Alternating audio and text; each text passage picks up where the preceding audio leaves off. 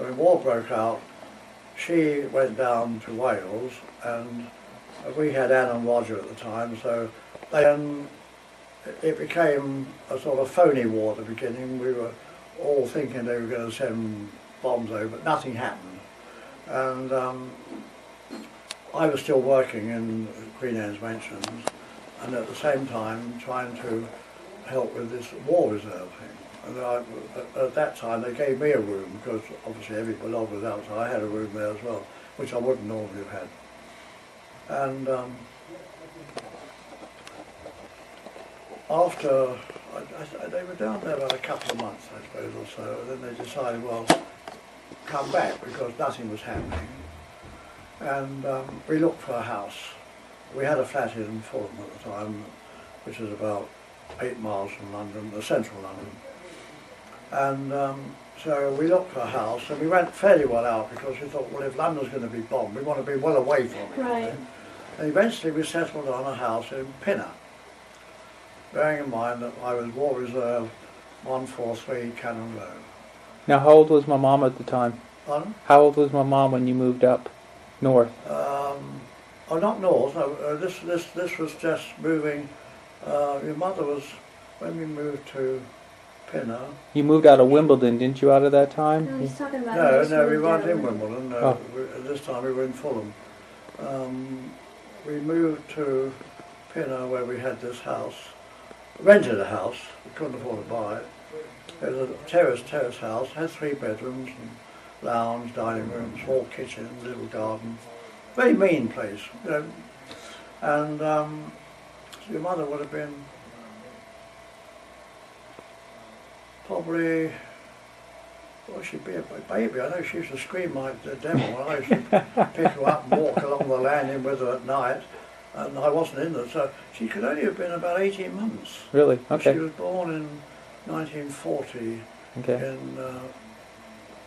when's your mother's birthday? May, April? April 17th. April 17th, that's right. April 17th. Yeah, she could only have been just over a year. You know, she was a baby. Okay. And Roger was about 5. Where we got to? When you were up there at the reserves? Oh, so I just lost track. We found this house to rent, you see.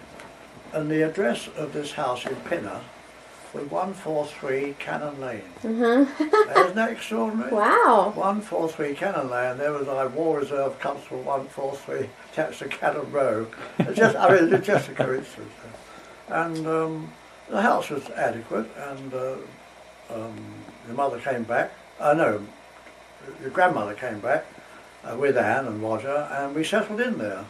And I got a car, I think. Yes, I managed to get a car. And they were difficult too to get hold of, you know. And I used to travel up from Pinner to... No, I didn't have a car. Wait a minute. I didn't have a car. No, I had to go down, that's it. I had to walk down to the station. And of course we were well out, so the fare was quite a lot. So I used to go very early for me too. And you get a cheaper ticket, you see, if you got there before 7:30, I think it was. And at 7:30, one of the railway staff would come and put himself behind the last one. And if you got there behind him, you see, well, you had to pay full fare. So it was essential that I got there. And we were about a mile from the stations, so I used to do the last bit, running to get down and get in front of this chap before he got before the chap got out. Anyway, I went to the railway. And then I had a call up for the army. Well, before that, a friend of mine, a very dear friend of mine I was at school with, he joined the Air Force. And I said to Reg, Reg, what's it like? Oh, he said, fine, you know. Volunteered as a pilot. Oh, he said, fine. So I said, I think I'll do that. So, whilst I was still studying, and I applied for an extension so that I could finish my studies, because knowing myself, I knew that if I didn't finish my studies, to come back from the war and then start again having a break would have been very difficult indeed, particularly with a wife and family. So I asked if I could have an extension, thinking the war was going to go on anyway. And it took a long time for them to make up their minds. And in the meantime, so I had this call up for, I can't think what it was, one of the regiments. And in the meantime, I volunteered for the Air Force. So I was able to write back and say, sorry, I can't join you, I'm on a list for the Air Force. And there they said to me, well, you're taking your exam, or had I taken it then? I might have taken it. You can either become in the Air Force, forget what they called them, anyway, regiment, and they looked after the airfields to make sure that there was nobody going in to put anything around at all. Or you can wait. So I said, well, how long will the waiting be? Well, he said, 3 months, you see. I said, well, that'll suit me because I can get things like that. In actual fact, it was 6 months. So I had a bit longer. And of course, then I went into the Air Force, and Mum was in Pinner, and of course, then things started happening, you know, bombs and things. So I was very keen to get Mum out, and I managed to get a place. I managed to get a place in. I used to go and buy the poor women in this particular office who dealt with property, you see. And I managed to get a little cottage, miners' cottage, great row of them, you know. I managed to get a cottage there and get a grandmother and Anne and Roger and Dina by this time. So it must have been after 42, up there with me, you know, well, near my station. And we were very lucky. I was able to let this little terrace house to a member of the Belgian embassy. And we closed off one bedroom, a small one, and stacked all our private stuff in there. And we locked the door, but only they had a key anyway. But and they signed a lease for this thing, you know, to cessation of hostilities, which meant that not only were we able to let it and get the rent coming in from them, which wasn't a great deal, but it was enough to cover certain things. And of course, when the war was over, of course, he had to go back to the embassy, so the place was empty, free for us to go back. So it worked out very well. We've been very lucky as far as that goes. And of course, then when we got up there, I always remember I went in the place with a brother officer, and it was a very ordinary miner's cottage. And you'd never believe it, when it was built, it was built a long time ago, and you had a stove where you cooked everything, and you boiled the water, and there was an oven there, and the fire kept you warm, you see. This was in your terrace, you see. The other side, where the terrace house is going up there, do you know what was there? A larder.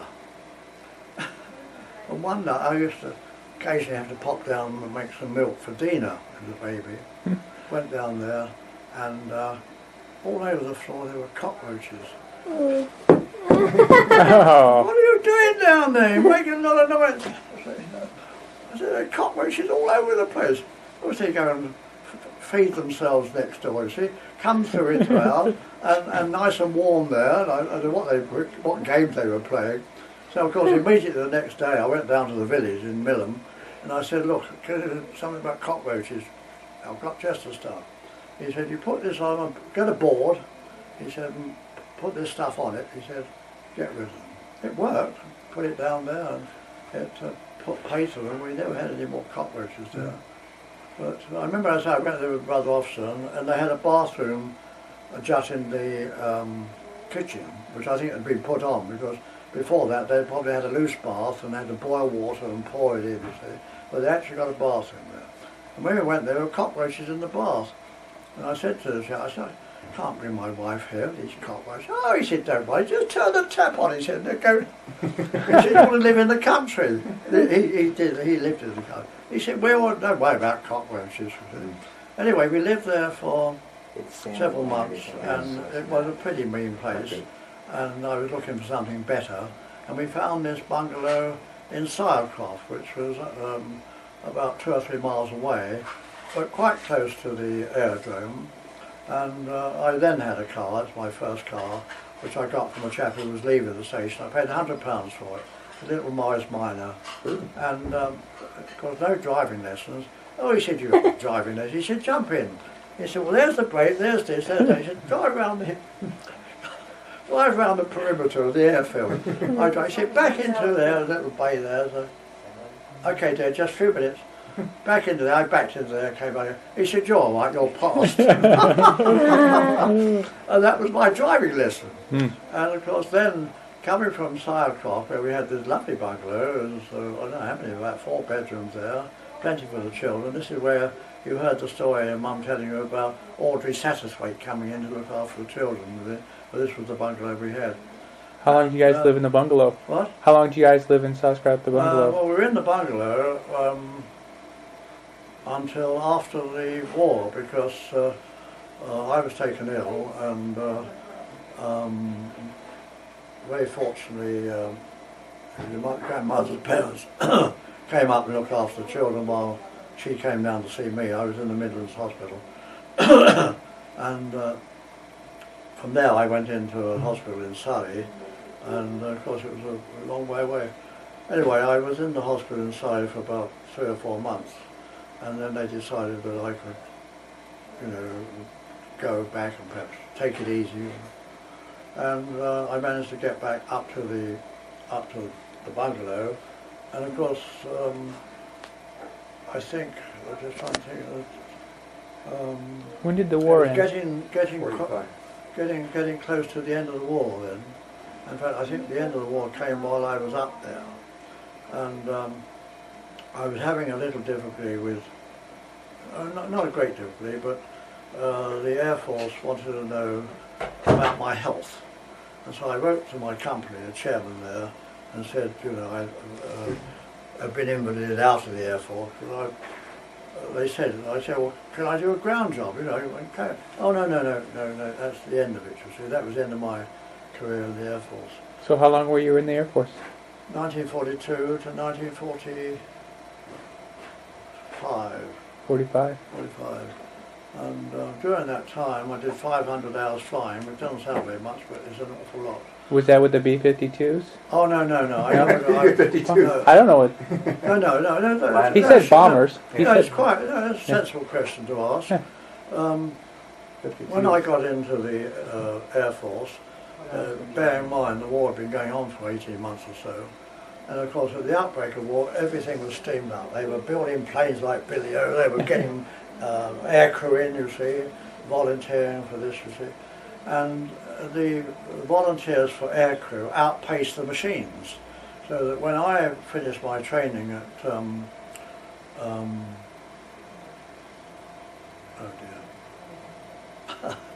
these things well, anyway, at the aerodrome, I was training on Oxford. You train on Oxford, which was a twin aircraft, before you went to what they call operational flying unit, which was the last stage before you went on operations. And that was the procedure.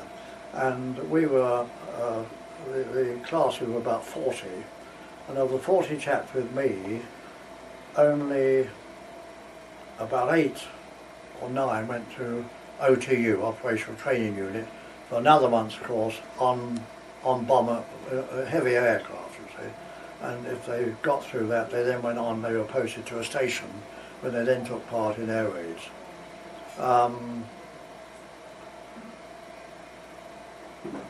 I think, and I've told one of you here, that they asked you what you want to fly, and I wanted something big. So I put down Coastal Command, flying boats, you see, or heavy bombers, or medium bombers, something big, you know. And I think we should have to go. We have to continue this after supper. Okay.